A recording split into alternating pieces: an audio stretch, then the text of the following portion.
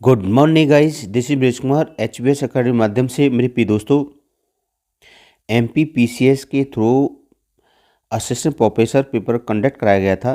तो उसका आज हम पेपर सॉल्व करेंगे। जो आपकी विगत में होने वाली परीक्षा है उसके लिए काफ़ी बेनिफिट मिलेगा। आपको किस तरह से पेपर आता है उसके बारे में आपको पैटर्न पता चलेगा।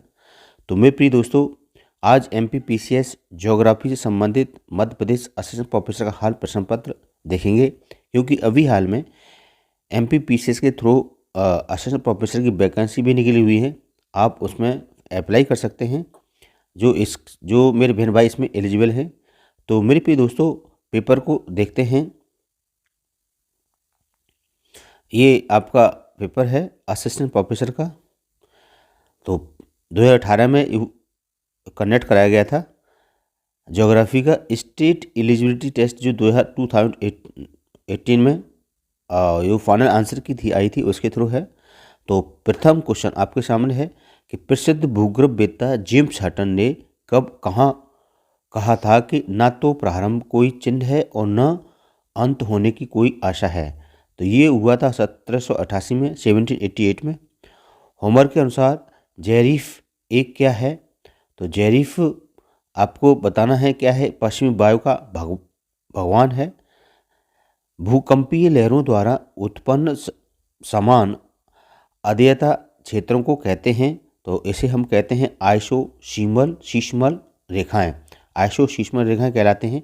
अपरदनात्मक कारक जो कि कटे स्कंध के निर्माण के लिए उत्तरदायी होता है। तो नदी, हिमनद, वायु, समुद्र लहरें। तो इसमें है आपका हिमनद, ग्लेशियर।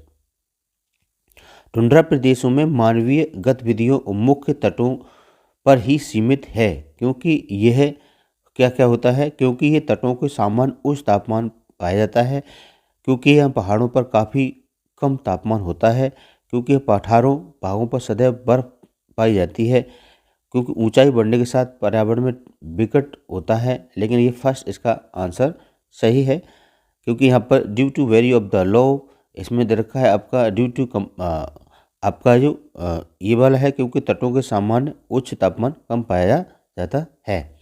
ओजोन मंडल स्थित होता है, तो वेरी इंपॉर्टेंट है। तो ये पृथ्वी से 15 से 35 किलोमीटर मध्य स्थित होता है। क्लियर फ्रेंड्स, ये तो सबको पता ही होगा। जनरल क्वेश्चन है, तापमान घटता है ऊंचाई बढ़ने के साथ साथ। भूगर्भ भूमध्य रेखीय क्षेत्रों में निम्न वायुदाब पाया जाता है। तो निम्न वायुदाब कहाँ मिलेगा? जहाँ उच्च तापमान पाया जाता है। सर्वाधिक लवणता पाई जाती है लाल सागर में। क्लियर। प्रगामी तरंग सिद्धांत जो दिया था वो दिया था न्यूटन हवेवेल ने। तो मेरे प्रिय दोस्तों, अगर हमारी वीडियो पसंद आती है उसे लाइक, शेयर और सब्सक्राइब अवश्य करें। निम्न में से कौन सी भूमिज निक्षेप नहीं है? बजरी, रेत, मृत्तिका, नैरेटिक पदार्थ नहीं है। नेक्स्ट आता है नदी जो दक्षिण से उत्तर की ओर बहती है, वो क्या है? कौन सी नदी है? तुंगभद्रा नदी है। निम्नलिखित में से कौन रासायनिक अपक्षय नहीं है?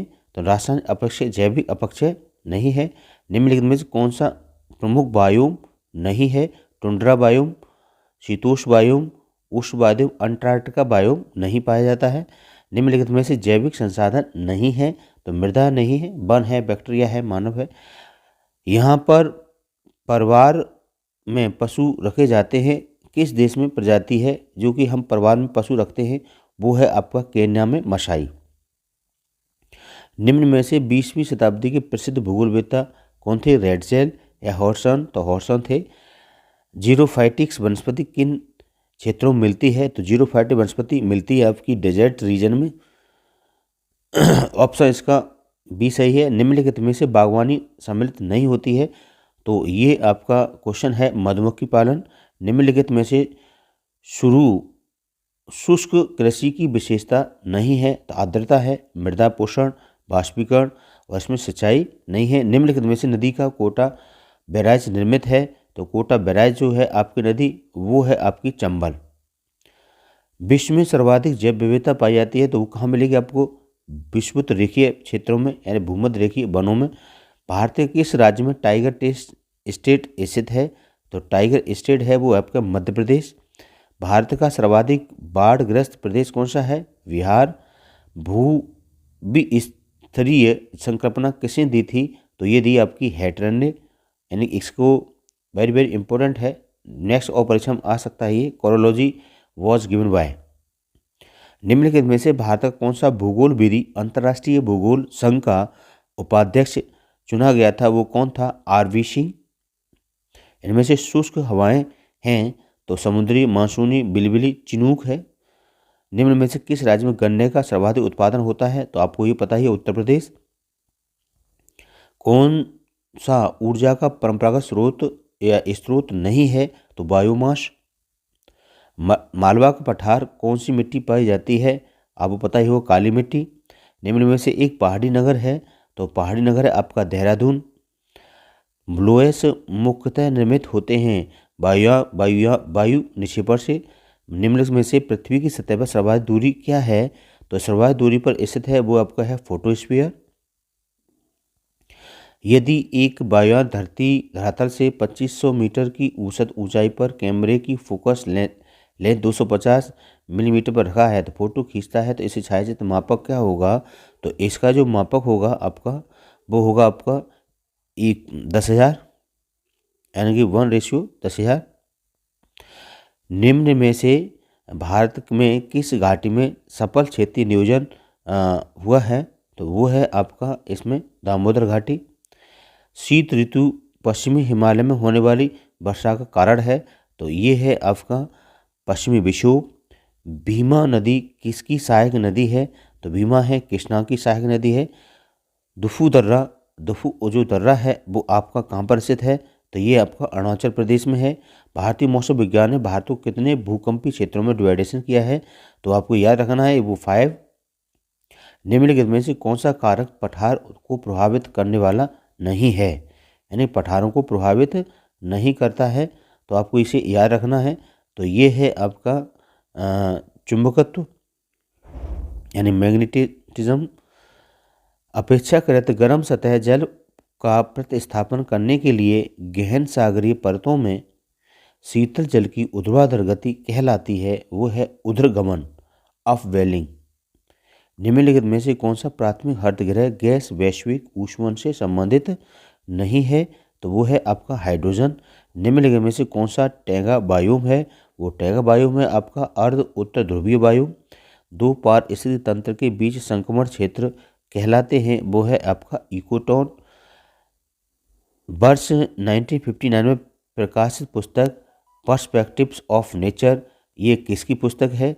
तो आपको याद रखना है वो है आपकी रिचर्ड हार्टसन की है। निम्नलिखित में से किसने एटलस ऑफ वर्ल्ड एग्रीकल्चर को संकलित किया है? वो किया है आपका O.E. बेकर या B.C. फिंच ने। निम्नलिखित में से किस राज्य की सबसे लंबी तटरेखा है? वो है आपकी गुजरात की। निम्नलिखित में से किस में राज्यों में लेटेराइट मृदा का संकेतन सर्वाधिक पाया जाता है? वो है आपका उड़ीसा। कश्मीर घाटी निम्नलिखित में से पर्वत श्रेणी के मध्य स्थित है, तो ये आपकी आती है पीर पंजल और झांझकर के मध्य स्थित है। इसके बाद है आपका काल स्थान भूगोल की अवधारणा को प्रतिपादित किसने किया था? तो ये किया था टी हैगर स्टैंड ने। लास्ट क्वेश्चन और देख लेते हैं। एक ये आता है आपका आधुनिक आर्थिक भूगोल के पिता जो कहलाते हैं, तो वो है आपके R.H. ब्राउन। क्लियर फ्रेंड्स, तो आज हम इतना ही सेशन रखते हैं, काफ़ी बड़ी वीडियो हो जाएगी, नेक्स्ट इसका पार्ट बनाएंगे। तो thank you, bye bye and take care. अगर हमारी वीडियो पसंद आती है उसे लाइक और शेयर और सब्सक्राइब अवश्य करें।